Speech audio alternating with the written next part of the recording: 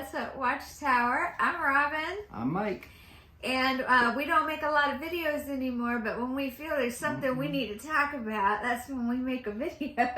Yep. We're getting ready to celebrate our 30th wedding anniversary. So we're getting ready to go out to dinner tonight. Yep. Because our anniversary's in a week, but we're going to be in the Grand Canyon for our anniversary. So. Oh, another story. But we've had some interesting things happen to us in the past week. And we also wanted to talk about, some things going on with Watchtower, as we always do. But something that we experienced that we were not prepared for. I bought tickets several months ago to a show at our local big arts theater here in West Palm Beach. And it was supposed to be a classical Chinese dance piece. And what we didn't realize... Before you go there, when Robin told me she had gotten tickets for this, I said, oh, that's that thing I've seen commercials on YouTube for, and commercials like 1 trillion times. It's this traveling dance company that's international and all these awards, and it's pretty well known. I mean, at least I know about it. Right. And I don't know anything about dance or dance troupes or traveling shows or anything about that. But I had heard of this. So I was like, okay, cool. Well, at first you were like, I don't want to go to that. I say that about everything. I know. He's That's always my first response. I don't want to go. And my reaction after we saw that show is, if you had not come with me, I would have bought additional tickets so that you could have come and seen this. Yeah. Yeah. So what we saw was Shen Yun. Have you heard of Shen Yun? If you have you heard that it's a cult? So the first thing, okay, it's well done. Very well done. And these people are talented. Oh my God, they're incredible. They're athletes and artists. And the mixture of the bright colors and the lighting and the orchestra. The live orchestra, beautiful. They were great. Everything was great. Dancers, top beautiful. Notch. I instantly fell in love with the super cheap animation. There's a background behind the entire stage, and it's really cool because it sounds like we're making a commercial for this. We're not. It's very interactive. So there's like a movie theater projection screen behind them, and the people interact with it and stuff. But the animations are very, I don't want to say cheesy, like it's a bad thing, because I really like that kind of cheesy stuff. Yeah, I was enthralled immediately. It was so low budget looking, and yet I loved every part of how cheesy it looked. So that came into play a lot during this thing. Yeah. And the reason I mention it is because toward the end, there's a whole we'll get there. We're going to get there. We still don't really know what we're going to talk about it. But, so it opens, okay. I'm going to go through the program a bit because, it actually told us a bit of a story. So it opens with the first dance is the time of salvation begins. That should have been my first clue as I'm reading. But I'm like, this is traditional Chinese dance. This is based on thousands of years of tradition and stories in their culture. Little did I know that probably a lot of these stories were modern stories, because this religion was of what did we say it was? It's known by a lot of, in the introduction, they called it the Way of Dal. The Way of Dal. That's what it's known by, and then I think it's called Feng Gung or something like that. It's called Falun Dafa, also called Falun Gong. Okay, so the first opening is the animation of God, the Creator, choosing other gods to come to earth to bring salvation to earth. And so that should have been my first clue that we were in for something really special, because it was so cheesy. Because that was the animation part. And so then it goes to something, then it goes to other things that are very beautiful, like the sleeves of grace, the long sleeves of the flowing sleeves of the women. Beautiful. You wish it would never end. Gorgeous. And that's probably, if you've ever seen one of the commercials, yes, you would that's see that. What you've seen. You don't see yeah. the officers in black with the communist logo, the hammer and sickle on the back of their jackets, beating people in the streets. You don't see that part. You don't see that part. So we'll get there. Then there was like yellow blossoms, and that was a very beautiful dance. But then we get to Crimes at the End of Days, which was a modern piece of they say it was a true story of a woman. Okay, so this is where we were like, wow, where have we seen this type of persecution before? And so it was a mother who had 2 children, son and daughter. The son becomes a police officer for the CCP, and the daughter becomes a practitioner of this cult, Falun Dafa. And they have a yellow book, apparently. That's the thing. You got to know. They have a yellow book. That was also a sign when we started seeing sign. It's a yellow book with like black writing on one side, and they hold it up, and the people like are cherishing it. So we were like, okay, this must be their like religious book. Yeah. So then the brother is trying to protect his sister, even though it was his cronies, you know, they were the police and a part of the CCP police, and ultimately she is arrested and she is killed and her organs are harvested. Yeah, that was an interesting thing. I was like, oh, they're going there. They went there. They're absolutely going there.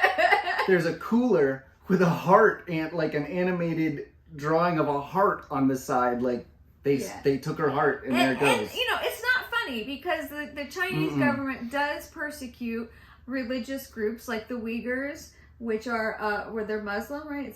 They're Muslim. The Uyghur Muslims, yeah. Yeah. So same thing. They do kill them and they harvest their organs. And this video is gonna get taken off of YouTube for saying this stuff. Well, it might, but this is the truth. And so this is another group who back in the 90s or early 2000s, before they were banned, they had, I looked at on the internet that they had 70 million followers, and today they say they have between 7 and 20 million followers. So that made me think, obviously, of the witnesses, and that they're under ban in that country, and that they have to practice underground and witness underground or whatever, and what an oppressive society that is. But anyways, back to this cult. So then the story proceeded, and there was more of their beliefs woven into all of these dances until we got to the very last dance, which was, well, I guess we shouldn't get to the last dance because there was also a couple of songs. There was a soprano that came on and sang, and beautiful. It was not in English, but they had the words on the screen, and they have the words in the book. So you want to talk about that? I don't remember any part of that. I mean, I remember the singing, I don't remember the words. Okay, so Dafa Opens the Way to Heaven is the name of the song. And the words talks about karma and elevating your karma, but it also says awaiting the Creator's deliverance to their heavenly home. Atheism and evolution are meant to deceive. One's sins are hard to atone for when following modern thought and ways. The end times have arrived, and the Lord is now here. The saving way of Dafa opens the way to heaven. Yeah. And her voice was so beautiful. It was so moving. I wanted to cry at the notes that she was hitting. No microphone. And we were up in the balcony as she was hitting us right in our hearts with this song that she was singing in another language.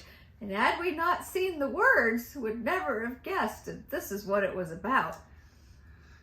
It started to become real clear that every single part of this was revolving around stories in their religious text, stories in their belief system, stories of persecution, stories of overcoming persecution, stories of their Savior coming to eradicate evil, and then them having some sort of everlasting life. I didn't get the whole gist of where they plan on going at that point. Yeah. But then there was a tenor that came on that sang a song. Right. And it was very similar in the words where he says, earthly glories cannot to heaven be brought. Atheism and evolution theory harm mankind. Stay true to tradition and the good. Sell not your soul. Fail ye not, for your kingdom lives above. Await salvation. So we recognize those themes. Those are common themes in a lot of cults, really. Yeah. And then the final act was today in modern China, and there were Dafa practitioners, and they kept holding a banner, and the words read, it was in Chinese, their banner, so we didn't know what it said until you read the program, where it says truth, compassion, and forbearance, reminding us that even as trends come and go, these virtues remain timeless. And so there was a CCP officer after him, and he injures himself. He breaks his leg or something. And they pray over him, and he heals, and he's miraculously healed. And so then he becomes a follower as well. And then now this is where we got confused, because this is the very end of the show, and we're not really sure, because we don't know their beliefs and we haven't investigated fully to know. But a tidal wave comes.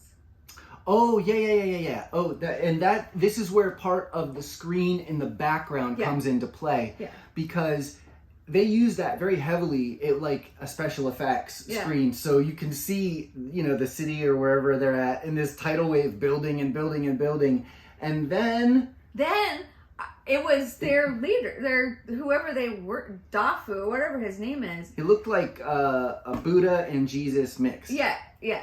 Like the pose of Jesus, but with the Buddha face or something. I don't know. We're not sure, because we haven't investigated too fully, because we wanted it to be fresh in our minds before we got too, indoctrinated into their ways. But he holds back the tidal wave, and then the next thing you know is all of the people that were the worshipers, because they were wearing khaki pants and aqua polos. They look like they worked at Best Buy. Every one of them. Except it was aqua, not blue. Blue shirt and the tan pants. So that's how you knew who they were.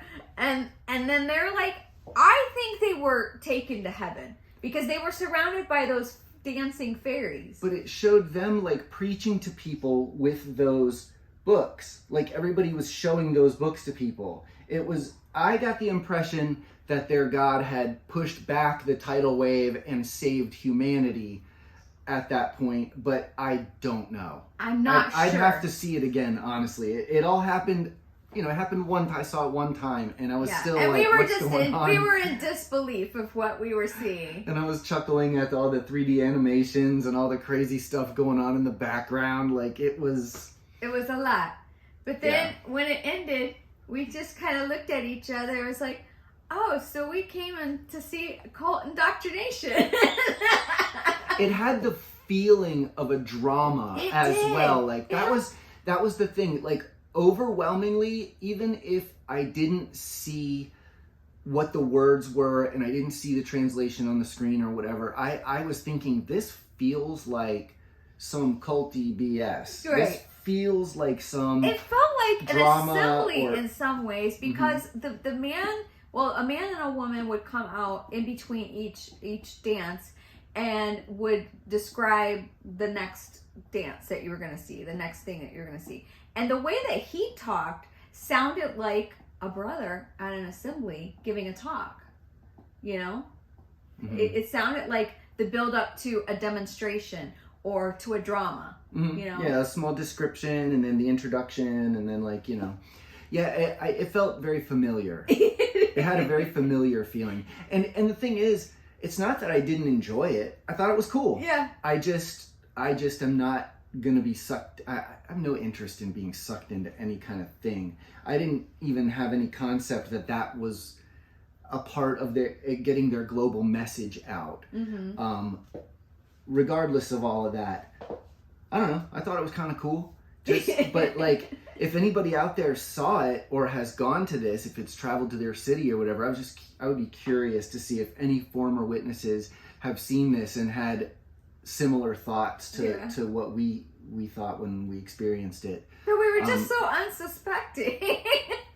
It's right there in plain sight, just hiding right in front of you, and I'm sure that's with a lot of things. Yeah. Well, so we just thought it was funny and we wanted to kind of tell the story because it definitely was not what we were expecting. But anyways, and so we haven't been on in a few months and there have been changes in the organization. There's been new light. There's always new light nowadays. Yeah. And so we just want to talk about a couple of those things. Women, you're now allowed to wear pantsuits. So that's women's lib, man. They're being liberated. They can wear pants. Just like the fellows. I just don't have anything to say about this craziness. They made such a big deal about this for years. And now to just seem to make all of these changes regarding dress and grooming. Mm-hmm. And the brothers don't have to wear a tie and jacket unless they're giving a part. Yeah, and you can have a beard. And you can have a beard. And so all of those things, within a year, all of that stuff has kind of been announced or made public, and it's just... Within a few months. Yeah. And the thing that I was talking to Susan Gaskin last weekend, we were having a nice conversation about all of this, and the thing that we were talking about was, it used to be if you were, let's just say, at a restaurant on a Sunday afternoon and a group of people come in that are nicely dressed and have good manners and, seem very clean cut and everything, and they're dressed up, and you think, oh, they're Jehovah's Witnesses. But if somebody, like a woman, had a pantsuit on or one of the men had a beard, you were like, oh, no, they're not witnesses. They're just from another church. Mm-hmm. Yeah. Exactly. So now you're not going to be able to tell the difference. Yeah, and that was always, when we were younger, when we were growing up, that was pressed so much, the thought of being different than the world, dressing, having a different standard of dress and grooming than the world did. And, I was certainly counseled by the brothers about that a lot. And it wasn't like, if you have such and such style of haircut or grooming, that it's bad, but it looks worldly. So that in turn makes people not be able to differentiate you from any ordinary worldly person. So then it's bad. So it's just interesting that delineation that used to be so important is not important at all anymore. Right. And it's just weird to me too, because it doesn't strike me that you would change those standards to try to get new people into your organization, because if somebody's going to commit to going to meetings and book studies and cart witnessing and all this stuff, I don't think having to wear a tie or not wear a tie is going to stop them from doing that. You know what I mean? If somebody's devoted to a religious life and they want to do that, if somebody says you got to wear a tie, they'll wear a tie. It's not like that would stop them from joining the religion. So I don't really understand why they're doing this. Well, they're doing it because they're trying to avoid the people from leaving. Is it just stopping the bleeding? I think it's trying to stop the bleeding. That they're trying to become more mainstream. Well, there's a few reasons, I think, because a lot of changes that they're making, just like you can give a greeting now to a disfellowship person at the meeting, because they're getting their tax exemption taken away in countries like Norway. So because of the shunning practices. Mm-hmm. So they're trying to ease off those shunning practices and the extreme way. I mean, they are an extremist religion, and they're trying to move away from being extremist so that they don't lose tax exemption in all these countries. Watchtower doesn't do anything unless it serves them financially. Right, and I understand that, and I'm thinking, how do they benefit from this? Yes, there's got to be a benefit. I mean, the benefit with the dress and grooming, I think, have to do with just stopping people from leaving, that people don't feel so suppressed and repressed. Maybe, it's like, they're getting more modern and they're realizing this isn't a big deal, and like, easing off of, especially after coming out of the pandemic, when people have just been working from home and they're not dressing up anymore, and also how expensive clothing is, and men, suits especially, and so maybe that's like a consideration too, that people don't have the money to spend on those things anymore. And they'd rather them spend money on contributing to the Watchtower. I mean, they've significantly, or I guess, removed all of the field service requirements. Oh yeah, as well. So we've seen that. They're not. Oh yeah, they're not reporting service time anymore. That's right. They're not. So that's another, like, forget it. That's massive. I forgot about that one. Yeah. So what's the incentive to go out and service at all? Right. Yeah. If you don't have to report time, you're not accountable to anybody. You go to meetings on Zoom, You can look like just a regular person in a pair of dress slacks and a button-up shirt or a polo. You could wear a polo to the meeting? I think so. You don't have to you don't have to wear a collar, like... Man, you're like 3 seconds away from wearing a t-shirt and jeans at that point. Like, really? I'm pretty sure, like, a polo... I mean, it's a slippery slope to a button-up to a polo. Wow. It's like the slow boil of the frog. They're doing things gradually so that they don't freak out the old-timers. So what we are speculating is what is going to be the next changes.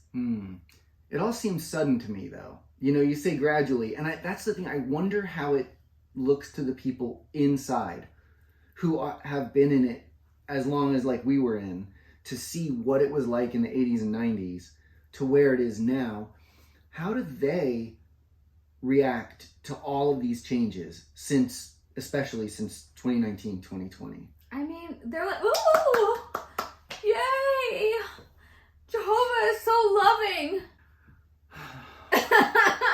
It got nothing to do with God. God's standards, the Creator's standards, whatever you believe, if you believe in a higher, He ain't changed. It's the people who have changed. Yeah, that was one of their other things they pushed so much when we were younger, too. God's standards don't change. Yeah. Regardless of what's going on in the world, God's standards don't change. So you're not allowed to change. Yeah. Because we have to maintain these standards that are in the Bible. But now it's like, just go with the flow. And so I think, personally, I mean, this is the first thing that came to my mind, is what's going to be the next thing. I think they're going to say that celebrating birthdays is a conscience matter. I think that will be the next thing. That really, in the Bible, there was only 2 birthdays. Well, there was really 3 birthdays mentioned, because there was also Job's son who was celebrating his birthday when they got killed. Oh, I don't remember he didn't that. get killed because he was celebrating his birthday. He got killed because Jehovah allowed Satan to kill him. But he got killed because of a bet. Because of a bet, essentially. So the other 2 birthdays, yes, they were not servants of God, but it wasn't like they were doing. The Bible never said that celebrating birthdays was wrong. It never said that anywhere. So I think they're gonna turn that one around and say that it's conscience matter if you want to celebrate birthdays. I think that they're going to ease up even more on the blood issue. I think they're going to say it's a conscience matter and you cannot be disfellowshipped for it. And the gradual fading away of the 1914 time frame and all of that history that used to be, again, so important that they wrote books on. is gonna disappear. They're gonna distance themselves from 1914. I think I don't think it's gonna happen right now. Who knows? It could. But I think over the next 10 to 20 years, they're gonna totally not focus on 1914. I mean, we've kind of talked about that since the beginning part of our channel way back when. Like, that's got to change because all of these people have passed away. All this whole generation that they talked about, the generation of 1914 of that time period, they're all gone. So we knew then that something would have to change. They would have to acknowledge something or change something. But the way we see things happening now is like, it's almost like a flood of changes, and maybe we'll see something with that like kind of snuck in there, you know, on the low key, and they'll gradually start sliding little pieces of info, and then they'll be like, oh, we believed that the whole time, you know. Yeah, look, check on our website. It tells you the whole history of it, and of course it's all changed, you know. And all the people who are witnesses now have only been in for 15 years or whatever. All the old timers are either gone or passed away, and it changes everything. It's really brainwashing at its finest when, for instance, I'll just talk about Susan because she was talking to her mom, who's still an active Jehovah's Witness, and her mom said about the beards, oh, well, they were always allowed to have beards. And Susan just was like, no, they weren't. And then she's brought up examples of people and things that happened to people who had beards and stuff. And her mom was like, oh, yeah, that's true. And she's like, did you ever know a ministerial servant or an elder to have a beard? No. And so that's the thing. They get people, Watchtower, the governing body gets them so convinced that, well, we were always allowed to have a beard. We just, you know, it wasn't the custom to have a beard. And so it's no, Jehovah's standards haven't changed, but we're, you know, but we were always allowed to have a beard. So I'll bet you that so many people that we know will have said the same thing. Well, they were always allowed. But in the meantime, my nephew was persecuted for having a beard.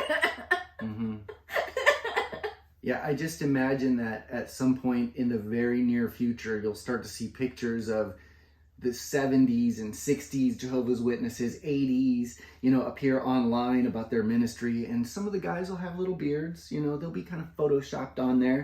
And it'll be like rewriting all of history. Yeah. And then, you know, the lore becomes complete. It's crazy. I don't know. What do you guys think? I don't know. I haven't really watched any meetings or listened to any. I haven't. No. I've been out of touch with I all this really stuff. have been too, for the most part. No ex-JW videos, no nothing for quite a while now. Except that, you know, my nephew will call me or text me and say, hey, did you know about this? He's the one that told me about the beards and about some of the other things. And I was like, what? Yeah. But you know, seeing something like this that, you know, has all these same themes that we grew up our whole life with, and seeing the drama and the propaganda of the whole thing, and just being able to see it so clearly. Like, it was so crystal clear that what we're watching is propaganda. And I don't know, just find it very interesting. So yep. Well, anyways, I think that's about all, right? Is that it? Yeah. Okay. All right, that's all we have. We just wanted to talk about that, and wish you guys are all doing well. And we're gonna go get food. We're gonna go get some melting pot right now. That's fondue. So until next time. Yep. Bye. Bye, everybody.